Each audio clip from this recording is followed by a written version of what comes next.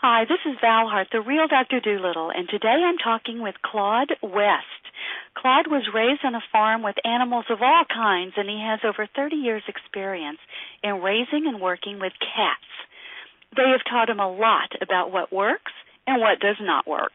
Growing up with such a variety of animals gave him many insights and remarkable experiences that you can only get by living so closely and intimately together.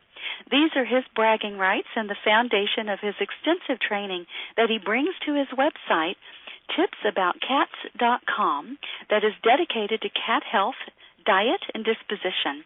His love and passion for felines made it an easy decision for him to start a website that provides critically needed information about our feline friends and offers the latest research from other animal experts, too. His site, tipsaboutcats.com, focuses in supporting the local animal shelter, and all donations and profits go towards helping unfortunate animals. He has an ongoing passion to do whatever it takes to help them live better quality, happier, and healthier lives. Welcome to the show, Claude. Well, thank you so much for having me today. That was an awesome introduction. You're welcome. You're doing awesome work. So let's jump right into this. You said there's a lot of contradictory information out there about the proper diet for cats. What do you think the proper feline diet should be to keep them healthy and boost their immune system? Well, that's a great question. I feel that if you watch TV commercials, you get a lot of what I call weasel words that commercial pet food manufacturers are using to give you the feeling that what you are buying is high quality, all natural, something better than what you could provide otherwise. And what I mean by that is those weasel words get the consumer to have a feeling of, well, this is the right thing for my animal. Mm-hmm. Little, I think, do they understand is that cats have a unique diet requirement, and that is not always available in a can or in a bag.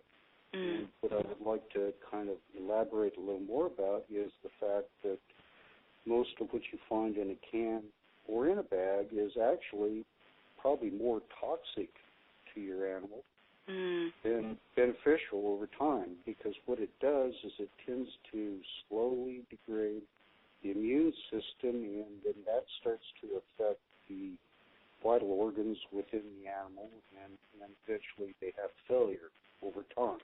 So this is not a, gee, you feed it and the animal dies in front of your eyes. This is a very long process. So a lot of people really kind of have the attitude of, well, it's not hurting me now, so why should I worry about that? And that's what I'm so much about. I think people need to understand up front and be proactive, because if they do not provide preventative maintenance for their pet, your local veterinarian won't provide that. They're more of a reactive benefit, but that's too late when you bring your animal in with chronic renal failure or any of these other problems that are a result of a bad diet. So my full recommendation to anyone who has cats and dogs, and I might, say they share a similar diet, but cats need a raw food diet that includes bones. And the reason for that is that's their natural food resource that's been for cats for millennium. Cats are hunters. They hunt prey. They fly prey. That would be the ideal diet for your cat to go out and catch a small mammal or reptile and bugs. Of course, bugs are a great source of nutrient. It would be a huge, perfect diet for cats. But obviously, in today's society, some cats are indoors, they're not outdoors. They don't have that opportunity. Right. We need to provide a substitute or a resource for them to have what you would call a species-specific diet. So raw food from the butcher counter is a start. There's a lot of steps getting your cat built up to that point, but certainly you need to take these steps. And what I need to flag for most people who like cat food in a can or a bag is not only because there are toxins in that, there are also some other issues, is the fact that cats can only produce about a portion of their amino acids when they break down the protein internally, and then you have to receive what they can't make on their own from their food diet. And there's about 10 of them that they're unable to manufacture themselves. So without the healthy meat coming into their diet, they will eventually become weak and expire. Mm. Okay. I've often wondered, I love your point about them being hunters, and their normal diet would be small mammals and reptiles and bugs. I've often wondered why the commercial pet food industry doesn't get on that and offer, the cockroach diet variety or the the lizard version or something like that. You're absolutely right. I understand. I work with a lot of cases where people will bring their animals to me asking, it's kind of a Hail Mary last-ditch effort to save their animal's life. And what we're struggling against is a lifetime of a bad diet, that has, as you said, slowly degenerated them over time. And then we have to try to change them, over to a better quality diet, boost them, give them the nutrients that they've been missing all this time. And it is very difficult to do. I'm really glad you brought that point up, and I didn't know that about the amino acids, so that makes a lot of sense. Let's talk about, I know one of the things you recommend is that cat lovers offer a raw food diet for their cats. Tell us a bit more about what that is. If someone was considering doing that for their animal, how would they go about it? Well, and why, I guess. Okay. Uh-huh. I'm sorry to interrupt. In That's a rural okay. environment, you wouldn't do anything except let your cat go outside, which I think is perfectly healthy. Mm-hmm. In an urban environment, you don't quite have that opportunity. Most of your cats are indoors. So you need to bring to them raw food from your supermarkets. That's called Franken-Prey, which means you're trying to mimic their natural diet with available meats that you're going to find in the store, and some of them may not be natural to the cat as far as protein source, because they don't normally hunt sheep or cattle or anything like that. But it's a suitable source of meat as far as their dietary requirements for the animals. So getting that kind of stuff out of a supermarket is one step. The next step, though, is converting them to that diet, which can be very difficult because, as we both know, cats can be extremely finicky about what they eat. And it's very difficult to just switch the diet on them, because what we've done, unfortunately, has made our cats what I'd like to term junk food addicts, eating commercial food all their life. Right. And commercial food producers are very sneaky in the way that they will actually, particularly in the dry food, coat those pellets with a fat.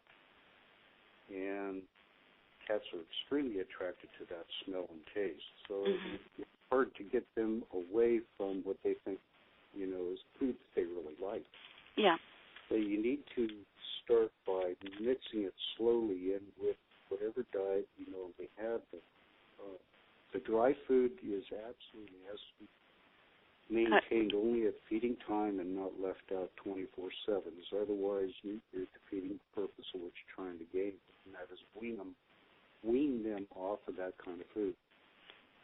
Okay. I find, for me, my experience, and I'm converting 3 cats, and just a quick bio on them. They're all strays. They just showed up my back porch, and I'm just like, okay, I don't need to go down to the pound. I guess they're just going to show up here.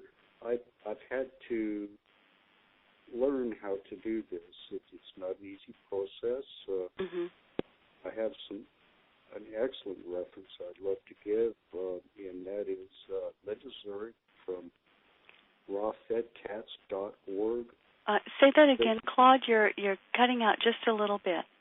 Oh, I'm sorry. It's Linda Zurich from rawfedcats.org. O-R-G. Okay, so Linda Zurich, Z-U-R-I-C-H, from www.rawfedcats.org. Perfect, yes. Got it. Okay, good. She's a great reference to and resource to converting to a natural diet for your animal from commercial pet food. And I would say she's probably, in my opinion, the best resource out there. So awesome. Okay. To visit her site and get more information about that process. Great. My experience has been just chopping it up in small pieces and mixing it with the regular food, and then over time try to adjust those ratios so that there's more raw food and less canned food. Getting them away from the dry, you have to convert them to canned, and then from canned to raw. So that's kind of a three-step process. Right. I know that dry food has so many problems and on so many levels for cats. I always cringe when I hear a client is feeding raw, dry, and that they're letting them graze on it 24/7. As I know that's really not healthy for them. Tell us more about the actual raw food diet. What I'm hearing that we can go pick up meat from the butcher, of some kind. Tell us more about what we would need to be including in that diet. Okay, yeah. You would source not only meats from your grocery store, but also there are some other opportunities that, depend upon you and your tolerance in dealing with raw foods. You can also get frozen prey, which would be small chicks, small rabbits, and things of that sort from online. Okay. I'm sorry, I got kind of tongue twisted there. From online sources, these folks actually have ranches, and they raise food and then do a quick freeze, and it comes to you in a frozen state. Okay. Feed it to your animal. Another source that's becoming more and more available is freeze-dried or dehydrated. I myself have not had as much luck with that product, although I've tried it just because out of interest in trying to learn more about raw diets. And it comes fully balanced in nutrition, as far as the nutritional point of view. But if you're doing something as far as like taking chicken and chopping it up for your cat and beef and some of the other things, you really also kind of need to pay attention to some of the other additives that you need to put in there to help them. And probably one of the main ones you can do is probiotics for your cat. What that does is help boost their intestinal normal flora so they can handle a raw fed diet. So starting right off, when you start on raw feeding, you need to start with probiotics and enzymes, which you can find at most pet food stores as well as online. Okay, so probiotics and enzymes are critical. I'm really glad you brought that point up, especially for kitties who have been eating commercial food. I know that their ability to digest raw food really kind of decreases over time. They lose that ability because that's not what they're eating, right? I mean, is that accurate? That is totally accurate. And even with bad food, just giving them probiotics with enzymes helps them digest even the bad food. Although I don't recommend that as your only source of doing a conversion. You need to add the raw food in there. But in addition to that, I think some just like us humans, boosting their immunity as well as helping them with free fatty acids that we should be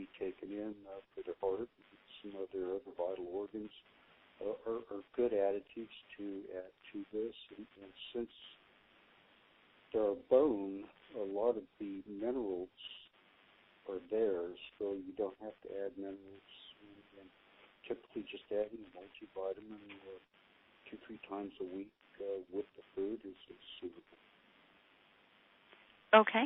So I heard you say essential fatty acids and then like bone meal?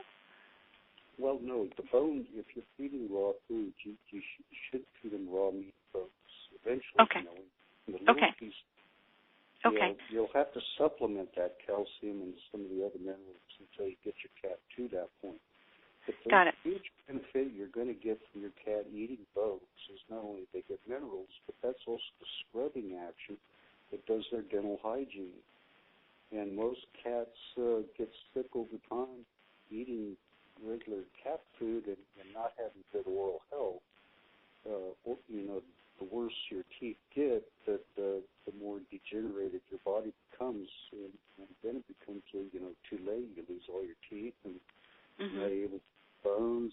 It just gets worse and worse. Yeah.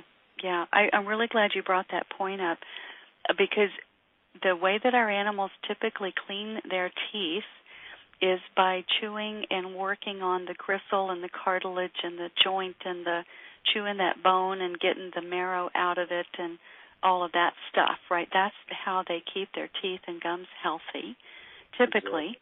And what we tend to think is, they should eat with dogs, a greenie or some kind of chew thing or even I've heard they should eat dry food to keep their teeth clean, which is insane. It's totally not logical. Makes no sense. Yeah. I've watched animals how they eat. They don't really sit there and chew food like they're not cut chewers. They're not. No. Their teeth are for ripping and swallowing. They're not chewers. So people have to understand that the only thing that's going to force them to chew is something that's inert, or relatively inert. Is like the bones and whatnot. So it's forcing the animal to actually work those teeth.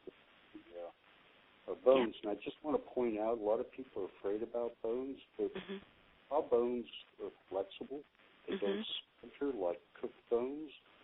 So you never cook the bones. You always make sure those bones are raw so that it has the right consistency for them to chew them up and swallow them without any ill effect. Yes. Yeah, I know a cooked bone is a brittle bone.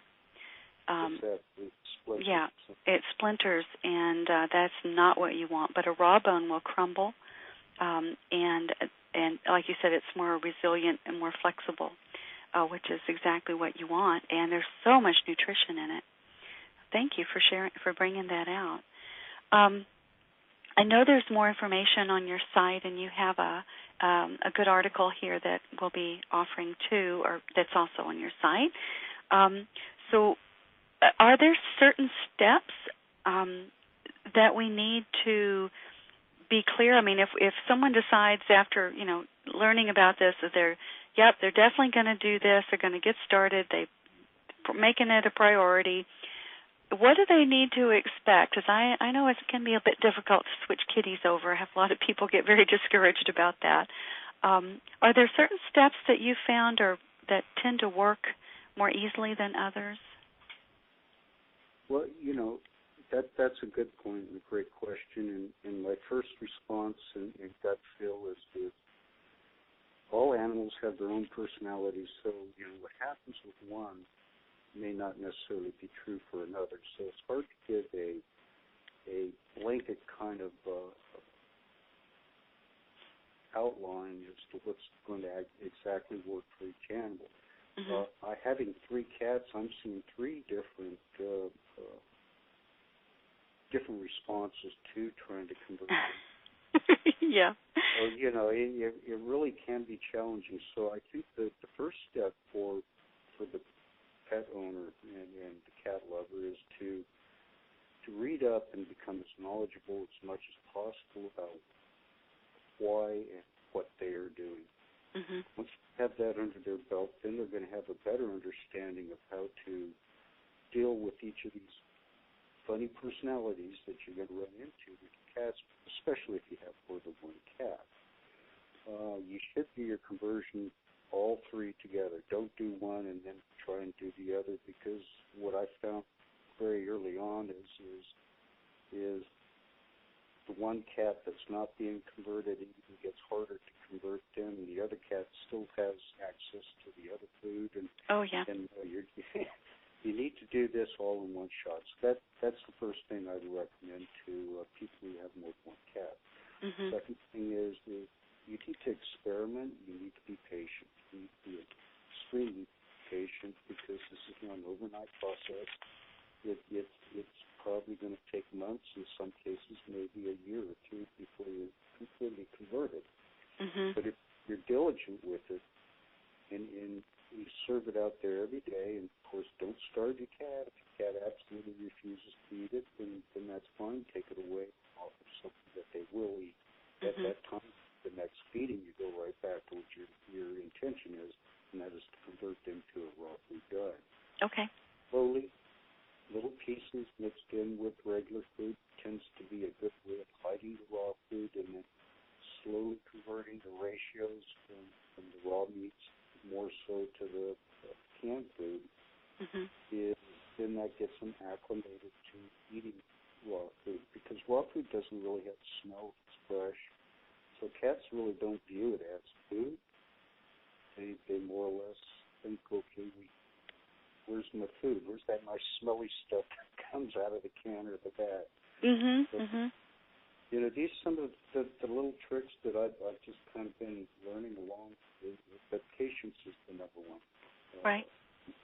It's easier for you to go back to the old way because you just can't handle what's going on with it. That's not acclimated right away to a raw food diet.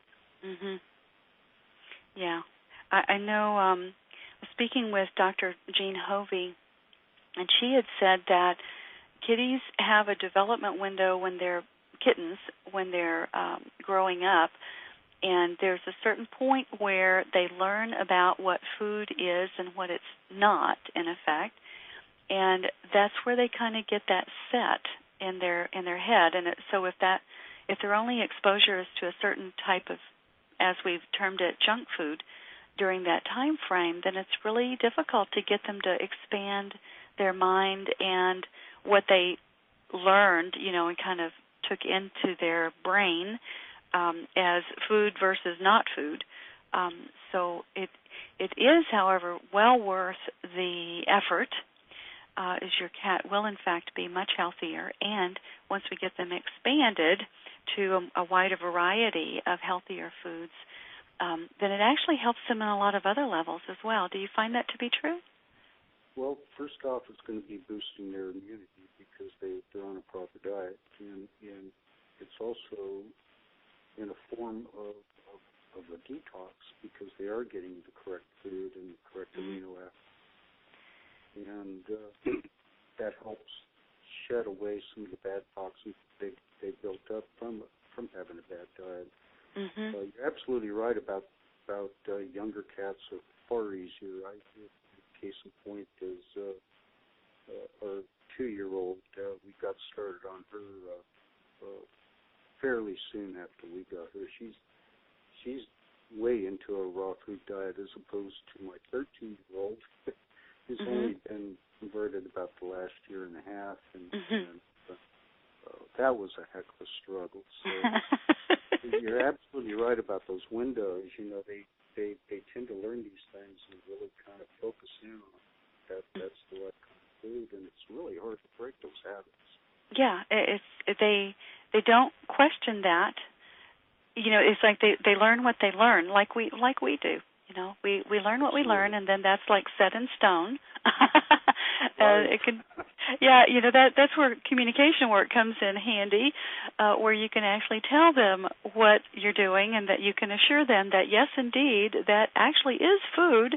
It will not kill them if they put it in their mouth. It is supposed to smell like that. Blah blah blah. You can have that conversation so that they understand what you're doing, why it's important. Invite their cooperation so that they will at least give you some benefit of the doubt and be more willing to try and give you feedback. I find that is really, really helpful during the process. And depending on the personality, it can still take a long time to encourage them. They tend to be so, their attitudes tend to be very I want to say almost rigid. You may have found that with cats too. they tend to be not quite as easy to change their mind. They think they know. So. Well, Val, I just think what you do is so amazing, and obviously if somebody wants to shorten the process of converting an animal, being able to communicate with the animal is obviously a huge advantage. Yeah. Otherwise, Claude, we're trying to make changes, and they're looking at us like, "Have you lost your mind? Why aren't you doing what you always do? I don't get it." And besides that, it doesn't smell right. It smells funny. It looks funny. It doesn't look like my usual good, stuff. And I have questions. It's like your child has been eating pizza and candy and soda, drinking sodas, and all of a sudden, without discussing it, Mom just starts trying to feed him Brussels sprouts, and there's a mutiny. It's like it's the same thing with our kitties, and our animals. They need to have a voice in everything that happens for them, and it shortens and eases the process for everybody. Yeah, I appreciate you sharing that. It really does. It's the secret grease that makes the relationship go better. So, anyway, thanks. So anything else that we should know if we're considering going ahead and doing this, taking the leap, and making the switch? I do believe that certainly it does help having a veterinarian who uses a holistic approach, or even consider using a certified veterinarian naturopath who typically will coach you over the phone. So, a lot of what we do at home can be preventative maintenance, but we need to know what to do. Mm-hmm. So consulting those individuals will provide you with the knowledge to do preventative type maintenance for your animal. Okay. So there's going to be less of these later down the road critical visits to a veterinarian for a disease or some other form of problem that is food related. So food is in my mind king as far as helping an animal improve its lifespan and maintaining its immunity and its vigor and its health through this lifespan. Yeah. That is probably the most crucial thing. What we as the normal cat lover out there fails to understand is all this pet food that's on the shelf is relative to going to McDonald's every day for food. Yeah. And wonder why our cats are becoming diabetic, or whether they have all these allergic symptoms and all these other issues later in life with organ failures. Well, if it's all food related. Right. It is food related. It's so interesting. I just thought of something, Claude. I'm reading a wonderful book. I won't share what it is, but it's kind of a historical novel. And they were talking concerning the shipping in Europe, in that area. And one of the things they were talking about is what we know as scurvy. So the sailors that go on the ship, and after they could count them almost down to the day. It was a certain number of weeks out of a certain of them on a certain diet, which was basically crackers or the ship's, sailor bread stuff, and meat is about pretty much all they ate. That after that point in time, that they would start getting sick, and they would have the sores and their teeth would fall out, and they would have all these problems. And they thought it came from the sea air, and they did not get that it was coming from the diet that was scurvy. And so what would happen is, of course, they would finally sit into port, and they would eat and gorge on fruit and vegetables and produce and fresh this and that and the other. And then, of course, magically they would be better, and they would heal. So I'm thinking in the correlation between how we think about food and our animals' diet needs an update, and so you're one of the voices in the wilderness there saying, all these health problems we have with our animals are food-related. Absolutely. You hit it right on the nail. I mean, if you deprive your animal of what they need to maintain their healthy life, and if you do that to yourself, you're going to have the same problem. As you get older in life, you're going to have problems. So yeah. It just dovetails right together that diet is the first step towards good health. Thank you. And then having supplements to go with it, because your body doesn't manufacture vitamin C, just in the case of those sailors you're talking about. Yep. Or in the case of cat that does produce vitamin C, but it does require other antioxidants to support its immune system. Mm-hmm. There you go. If we don't provide them with that and deprive them over a period of time, they will have a lot of problems. So. Yeah, absolutely. It's amazing how diet is so essential in our health. Yes, it is indeed. It is essential. So, all right. So are there other resources to help people with their cats and to get more information? Yes, there are. Like I mentioned, I think that having a good naturopath, veterinary naturopath, is a good resource. I'd like to offer one. Okay. And that is Dr. Kim Bloomer. Dr. Kim, spell the last Bloomer, name? Eloomer. Eloomer. Right. Illumer. She's available on social media as well as her website, which is Aspen, just like the tree, ASPN, Bloom, BLOOM, pet, PETcare.com. Okay, we're going to need to give me that again. I got Aspen and then what? Bloom, BLOOM. Bloom, like a flower blooming? Yes, exactly. Got it. Aspen, Bloom, petcare.com. And it's Dr. Kim Illumer. Dr. Kim Bloomer, yes. Okay, Bloomer. Got it. Aspen, Bloom, petcare.com. Thank you. That's a great reference and source. Did you have something else for us?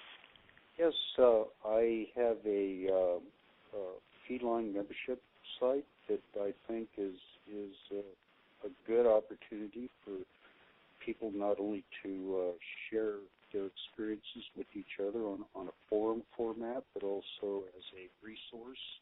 I provide a lot of resources from a wide variety of holistic veterinarians and naturopaths, as well as other experts. Okay. And that website is felinemembership.com. So that's pretty easy. felinemembership.com. Right, felinemembership.com, especially for cat lovers. It's a membership site that's a forum and a wonderful wealth of resource with experts and a number of other things, all about cats. All right? About cats, and there should be no question unanswered when it comes to cats, because it's a group effort, and there's a lot of experiences out there that will be shared back and forth. Excellent. Thank you so much, Claude. I appreciate your love for cats and your voice for them and for the important work that you're doing to help improve their lives and their health and their well-being. So I know that cats have a very unique and wonderful place in our world. They touch us in ways that are unique, don't you think? I mean, they're such an interesting being. Mm-hmm. Yeah, they are. They truly are. But anyway, thanks. Thank you so much. So if somebody wanted to find out more, let's be sure to give them your website, your main website again.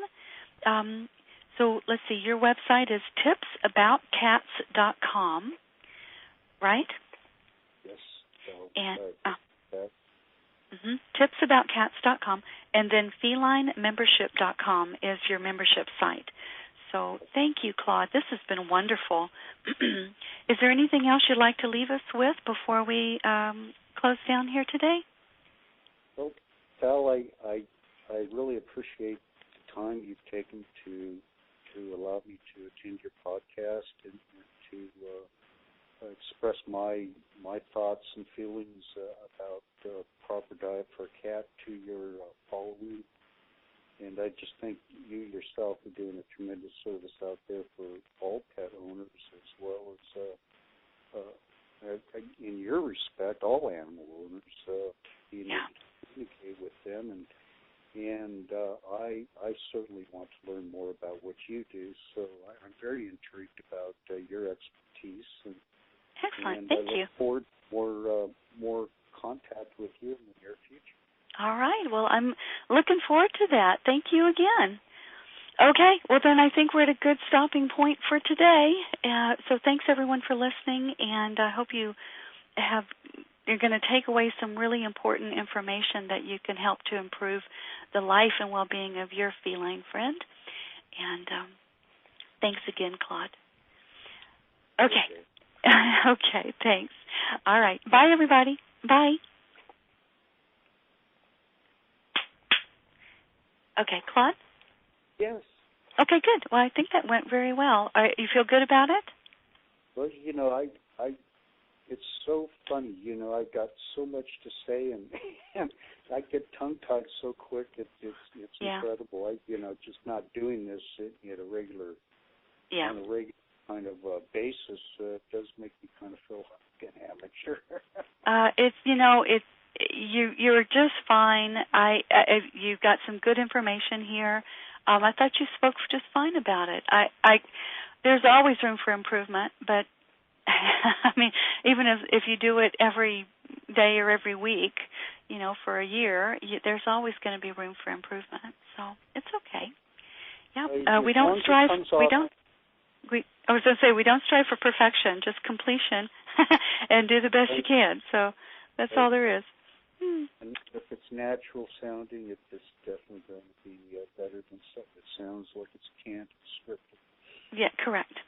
Yeah. Okay, my dear, so let me get this off to Stuart and my team, and they will take over and get back with you next week. I'll send you some articles, and I'll try and get those photos for you before you go to press. That would be great if you could do that. I just really think it would serve you very well.